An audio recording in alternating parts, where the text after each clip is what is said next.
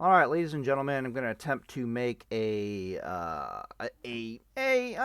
is more like I'm looking into the future and I see a potential uh a potential problem area that might manifest in the future for Blizzard and the Molten Core challenge modes. Specifically, this is going to revolve around the statement where they said, "Bring your fire resist" or "Don't forget your fire resist." This is a relatively minor concern in the grand scheme of things, and of course, really depends on like how high they ramp up the challenge mode difficulty or not. In my experience, that's basically how meta works. If the difficulty is super easy and people are still pushing meta, they're stupid. And if the difficulty, of course, is really hard and demanding meta, then you're stupid for not adhering to meta. And that's just kind of how it is, right? So if they ramp up the difficulty high enough that this actually matters, then this problem might manifest.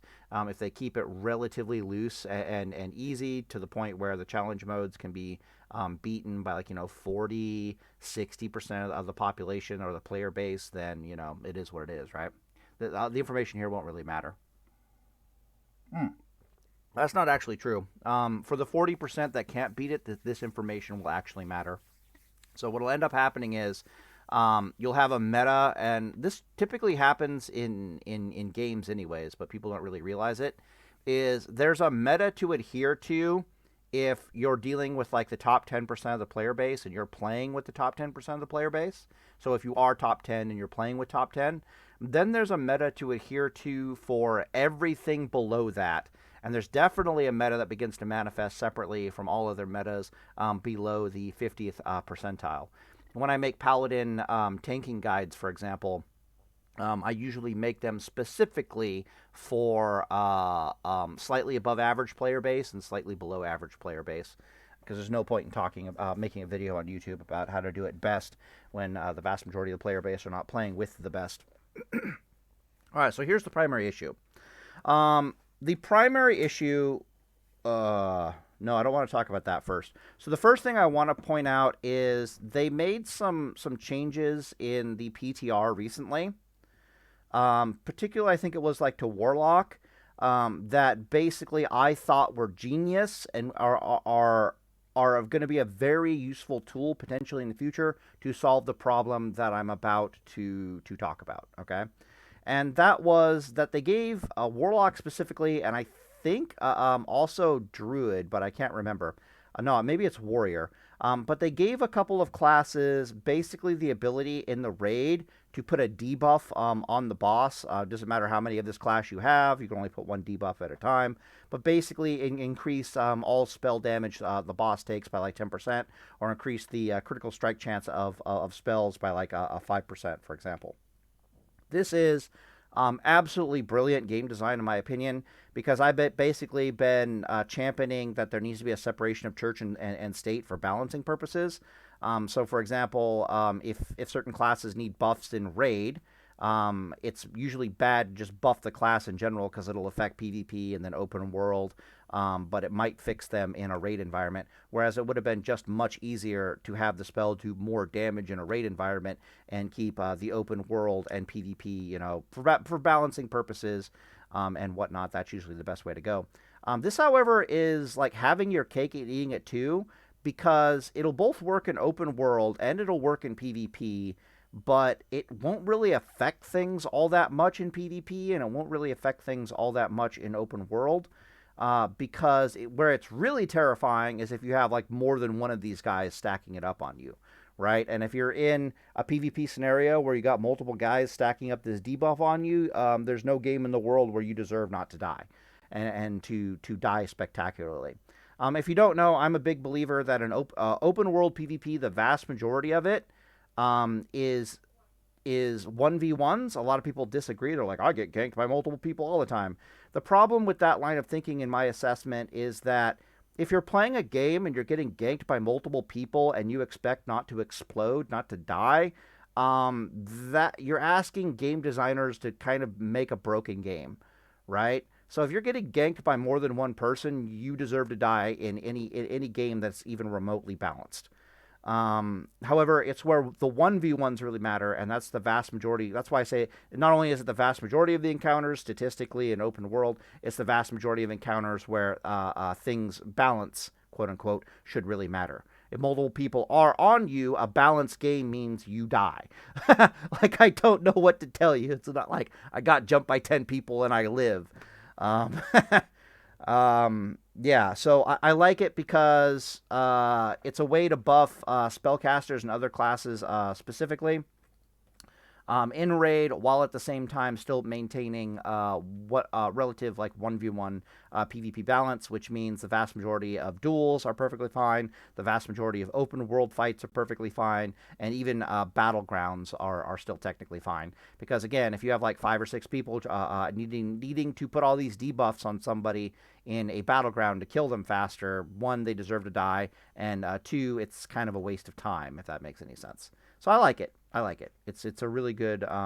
It's something I'm putting in my own toolkit of game design for future note. AKA, I'm going to file it under if I find myself wanting a separation of church of state, but I want to have my cake and eat it too. This is a possibility of achieving both things simultaneously. Okay, so now let's talk about the problem. So that's the potential solution. Now let's actually observe the problem. So the problem here is how fire resist and versus melee classes and spellcasting classes work. So in order to get fire resist on your character, what do you have to do? Usually you have to put on gear with fire resist, and that gear is almost never comes with. It always comes with a DPS loss, right? Like without exceptions, if you're putting fire resist on your character, it's coming with it's coming with a DPS loss, like 100%. The issue here is that a piece of gear, its value for you DPS wise is completely different in World of Warcraft for melee classes than it is for spellcaster classes, and it's not even close. The difference is not even close. So, for example, a very rough estimate of what a one piece of gear's DPS, like a ring, for example, or a neck piece, like not even a thick, hefty piece of gear like a chest piece or a helm. What one piece of gear's removal is worth, the DPS value of one piece of gear's removal. Let's put it that way. For a melee class, if I remove a ring or a neck piece completely and I replace it with a resistance piece, that is a 1.25% loss in melee DPS. However, if you calculate the loss in DPS for spellcasters, it's significantly higher. I haven't actually calculated it because it's all over the place for spellcasters, but melee classes is for some reason terrifyingly consistent because melee classes are all operating off of attack power and critical strike. So they're insanely consistent between the classes, whereas the spellcaster classes have different spell power ratios and synergies and stuff going on all over the place. But let's look at spellcaster. So let's look at spellcaster classes in a completely different light. So basically, what this is telling me is that for melee classes, if I remove 10 pieces of their gear and I replace it with fire resist, which you're never going to do, they're going to lose a whopping like 12.5% DPS. Honestly, they might lose closer to like 20% DPS by the time you're done calculating synergy, but it's still nothing compared to what we're looking at with the spellcasters. Okay, so now let's look at it from a spellcaster's perspective. So a butt-naked spellcaster, let's take Shaman for example, their lightning bolts will do 450 damage base, and that's their bread and butter DPS spell in a raid.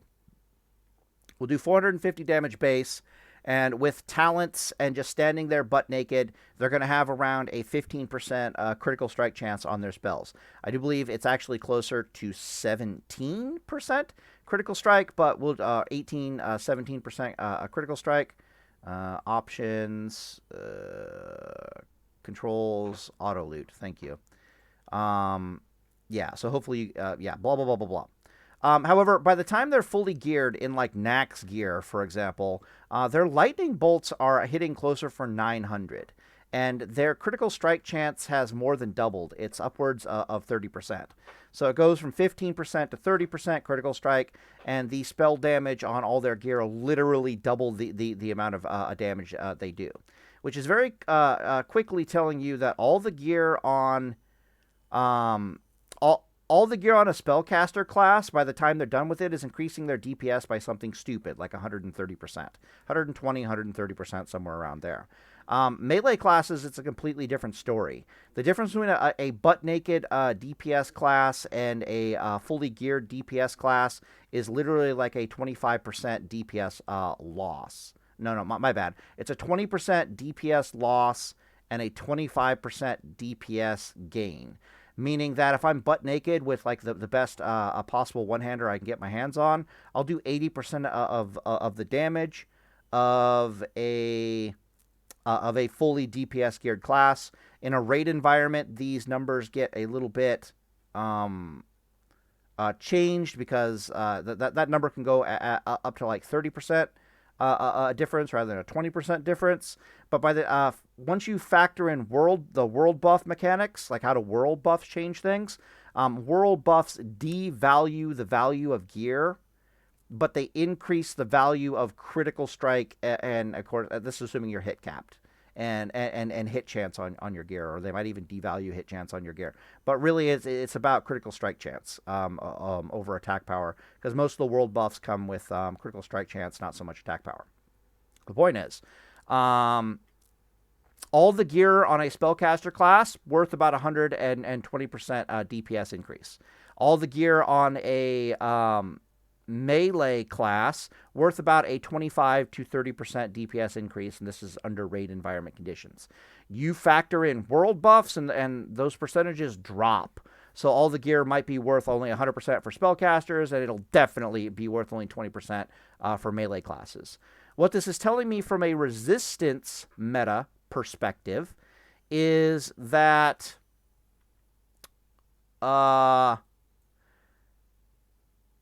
melee classes are going to be able to swap out gear in exchange for increasing their resistances, and they'll lose significantly less DPS than the spellcasters, which means that if you make a challenge mode that is forcing people to take an absolute ocean of fire resist on their gear, like they have to get really serious about stacking fire resist on gear, and it's not hard.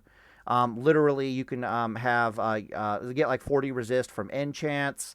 There's the tidal loop ring or whatever it is with 20 fire resist on it. You can take trinkets with just like 20 fire resist each on them. You can double up on that. You can take a neck piece with like Onyxia's Tooth Pendant, basically 10 fire resist and critical strike and hit chance and melee stats. Very, very easy to stack fire resist, believe it or not. But these are all losses in DPS. And I'm just noting that this is going to hit spellcasters way harder than it's going to hit melee classes, to the point where you might not even want to bring to the raid you might want to go in there with as few spellcasters as possible and as many melee classes as you can get your hands on. So that's the foreseen problem. That's the reason behind the problem. We already talked about potential solutions for it. This potential solution, of course, being that you just increase spellcaster damage because they've basically been forced to take more resist on their gear. It's going to basically hit them harder. This could be as easy as as they turn up the heat with the challenge mode, spellcasters just magically start doing more damage in the raid. Like it's like let's say it's like all fire damage is increased by 20%. All spellcasting damage is increased by 5%, and that just keeps going up and up and up. I'm reminded specifically here of the second boss fight in Blackwing Lair, Alexstrasza, I think it is, where she's one of those bosses where fire resist, putting fire resist on your characters is really, really good in that fight.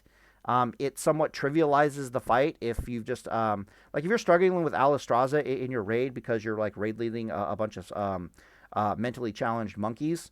So, the below average player base, basically. Literally just insist they put on fire resist gear. It'll start trivializing the fight very quickly, but you'll notice that she also puts a kind of buff on you that lets spellcasters go insane in that fight. So very well balanced from that perspective. I want to find smelting. Yes, I do. Okay. Right. So those are the potential issues I'm seeing. And the potential solutions, of course, are just buff spellcaster damage, so people actually want to take them. This is not a definitive thing, of course. There's also an element of all roads leading to Rome here, because melee classes are still doing way more DPS than any other class in Season of Discovery, than the caster classes, right? So the way meta thinkers will normally think about it is I have to reach certain DPS breakpoints. Did the game just lag out? Yeah, maybe. I don't know if the computer's lagging out too. That'll be interesting. Hello, game. Okay, so the game's not frozen. It's just being a weirdo, which means I'm probably still recording. All right, whatever. Oh, I bet the world server crashed. Yeah, okay. Right. So there's an all roads leading to Rome element here, where melee spellcasters already need to be buffed in raid. We can see that. Otherwise, people who think in terms of meta are basically like, let's take as much DPS as we can get our hands on. And once we hit certain DPS breakpoints, like to kill certain DPS check bosses, and then after that, they're like, let's literally stack the raid with as much healing and fire resist as we can get our hands on to trivialize and the raid content and make it easier. Whatever DPS class is going to best fit that description is what they're going to take to the party. And right now, they're going to take melee classes to the party because they do more DPS. But incidentally, they're also the class that can stack fire resist on them. And the next thing you know, you don't need to take as many of these DPS classes. That's not true. The more fire resist you put on your melee, what ends up happening is the less healers you have to take. Okay. Can I get where? So I need to press B here for BattleNet. Something went wrong. Oh, my internet is off. Cute. Very cute. Right. So basically, the primary advantage here. I should just finish the video because I'm almost done. The primary advantage here is that for taking the melee classes is that it doesn't affect their DPS anywhere near as much to start putting resistance gear on them. Once you start putting resistance gear on them, this means that you get to take less healers, and because you're taking less healers, it means that you can start taking more DPS classes. So, for example, if I were to swap out, what am I trying to think here? Like, let's say I had like a whopping 10 pieces of gear as fire resist gear on every one of my melee DPS that I brought to a raid. Like, let's say that's how terrifyingly difficult they make this challenge mode, right? Each one of those melee classes has lost like maybe 10% of their melee DPS once you start factoring in like world buffs and all that stuff, which means I'm down 1/10 of a DPS per guy I've geared up in fire resist. But if I have 10 of these guys all geared up in fire resist, that means I've lost 1 DPS. But at the same time, I can probably drop like 2 healers and pick up 2 more DPSs. So there's nothing but there's nothing but a DPS increase here. The other element and the elephant in the room in all this is how fire resist mechanics actually work. And there's probably nobody on planet Earth that is more well qualified to talk about how fire resist mechanics work in classic World of Warcraft, because they literally work like armor. Somewhere around about 120 to 140 fire resist. First off, fire damage is never 100% resistible. They always do damage. Okay, just point that out. So when you get hit by a fire damage spell, it's 0%, 25, 50%, and 75. There is no I 0% resisted a fire resist spell. However, in classic World of Warcraft, they have some other weird mechanics behind them. Round about 120 to 140-ish fire resist, the 0% gets pushed off the table. So if I have like 140 fire resist at level 60, I will never see a 0% resist, and I will never see a 100% resist. I'll only ever see a 25% resisted, a 50% resisted, or a 75% resisted.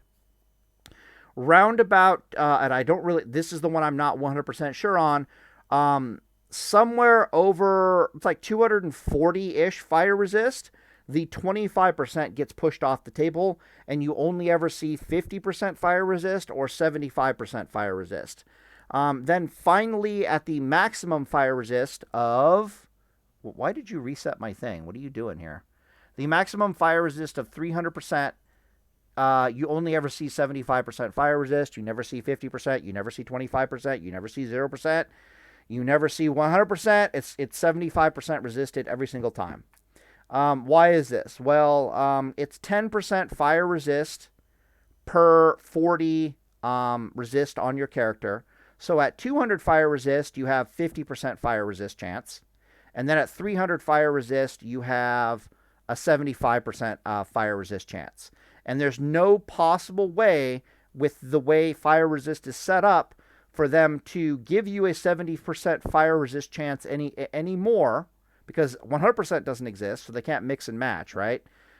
So other systems would be like, it'll be like half of the time you'll have a 75% fire resist, half of the time, or 25% of the time you'll have a 50% fire resist, and then 25% of the time you'll have a 0% fire resist, or something like that. But that doesn't exist, so at 300, it's 75% consistently every single time. Around about 240, it's 50% and 75% all the time without exceptions. And then 220-ish, it's 25%, 50%, and 75% resist at all times, which means she acts like armor. She has really weird mechanics where she acts like armor. There are no diminishing returns to fire resist whatsoever, which means that you are hyper incentivized to stack fire resist if fire resist is what the game is telling you that you need. Like hyper incentivized. Hyper incentivized. Because you might go from 40% resist, 40% to 50% resistance. However, that's an insane increase to all healing mechanics and standing HP and all that stuff. I think okay, let's put it in numbers that I know off the top of my head, right? A 30% fire damage reduction is effectively a 44% increase in standing HP, and it is a 44% increase in effective healing on the target, right? By the time at 50%, however, is a 100% increase in standing HP and a 100% increase in standing HP and a 100% increase to effective healing. And that's the difference of plus 20% fire resist. Again, no diminishing returns on fire resistance. So that's literally like plus 80 fire resist will literally cause your the benefits of your fire resist to more than double. All right, just gonna keep binding this forever apparently. If I then increase my fire resist by a further 25, so that would be I want to say that is. It'd be 20, right? Yeah, so I would need another 100 fire resist. 100 fire resist, a 25% damage reduction. Now I've doubled it again. So at that point, you're something stupid like 4 times more efficient in healing and standing effective HP and all that stuff. So you're hyper incentivized in classic World of Warcraft to stack fire resist. And if we're talking about stacking fire resist, who does it better, melee or spellcasters? The answer is to a terrifying and horrifying degree. Melee. Melee can stack fire resist way better with very minimal loss compared to spellcasters. Right, so that's my foreseeable issue with the challenge modes if they're balanced around fire resist. There are multiple solutions to the problem, however, so it's not the biggest thing in the world. It's one of those issues where it's like once the problem is potentially identified, solutions are easy and forthwith to come. Anyways, so I'll end the video here, and day is fault, guys. Whoa. Okay. This fault.